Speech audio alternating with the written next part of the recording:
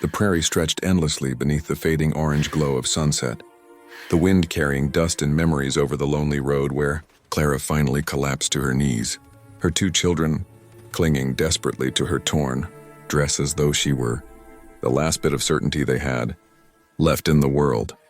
Their wagon lay broken a mile behind them, a shattered wheel rendering it useless, and Clara, exhausted from days of walking, felt the weight of hopelessness pressing hard against her chest. She pulled her children close, whispering promises she wasn't sure she could keep, when suddenly she heard the thundering rhythm of hooves approaching. Through the haze of drifting dust, fear tensed her spine. Out here, a stranger could be salvation or danger, but when the silhouette emerged into the golden light, she felt her breath catch in surprise. A tall, broad-shouldered rancher dismounted his horse with the calm of a man carved from the land itself, his rifle slung across his back, his loyal black and white dog trotting beside him, Elias Ward. A name known across ranch country not for talk or temper, but for quiet strength, silent kindness, and a past no one fully understood. He approached slowly, letting the frightened children see his open hands. His deep-set eyes softened with concern as he studied Clara, her tired posture, her trembling hands, the protective way she shielded her little ones. In a quiet voice carrying both authority and gentleness, he asked, "Ma'am, are you all right?" The question cracked something inside her. Tears she tried to hold back finally spilled over as she whispered the words she had never imagined herself saying, "Can you take us to town?" Her children gripped her dress tighter, silently begging for the same hope. Elias didn't answer immediately. He looked at the broken wagon behind them, the tracks in the dirt, the distance she must have walked, and finally met her eyes again. Then he nodded slowly, but added something she didn't expect. "I can take you, but only if you promise to come back home." The word home hit her like a stone, dropped into still water. Home? She didn't have one anymore. Their cabin had burned to the ground. Their neighbors had turned cold.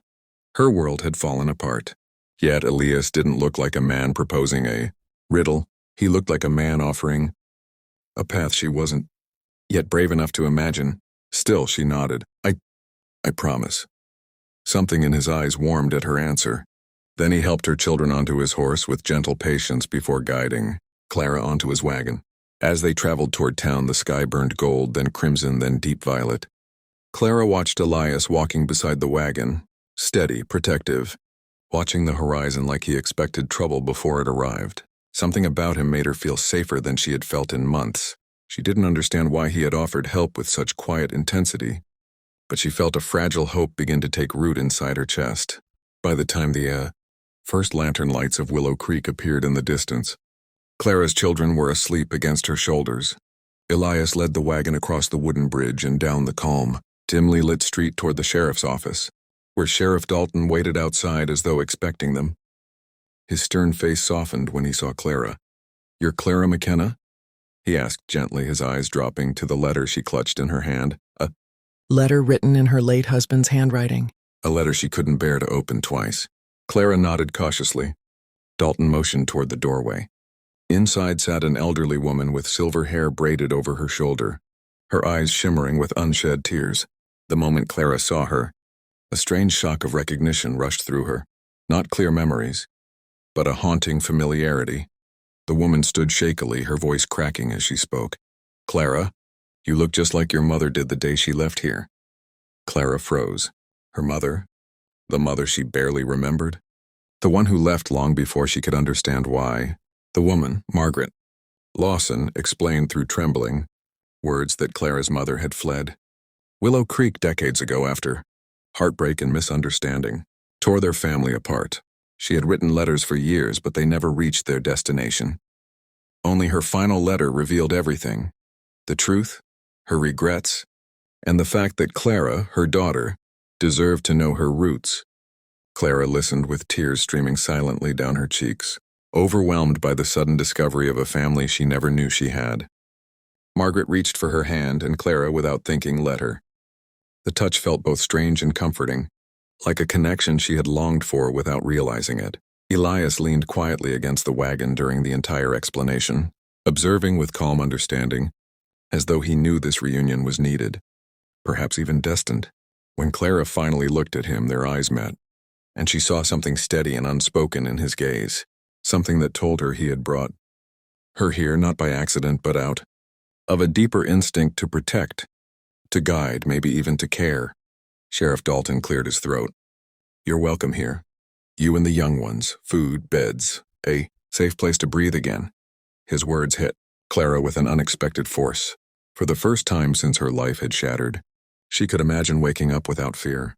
But before she could speak, Elias stepped forward. "She promised to come back home," he reminded gently. His eyes holding something deeper than his words revealed. Margaret smiled knowingly at him, as though she understood the meaning behind his request even better than Clara did. Clara's heart fluttered with a warmth she couldn't explain. Home, maybe. She finally understood. Home wasn't a burned cabin. It wasn't a town. It wasn't a place. Home was where someone stood beside you, believed in you, and refused to let you fall. And somehow, in a way she hadn't expected, Elias had become a piece of that home.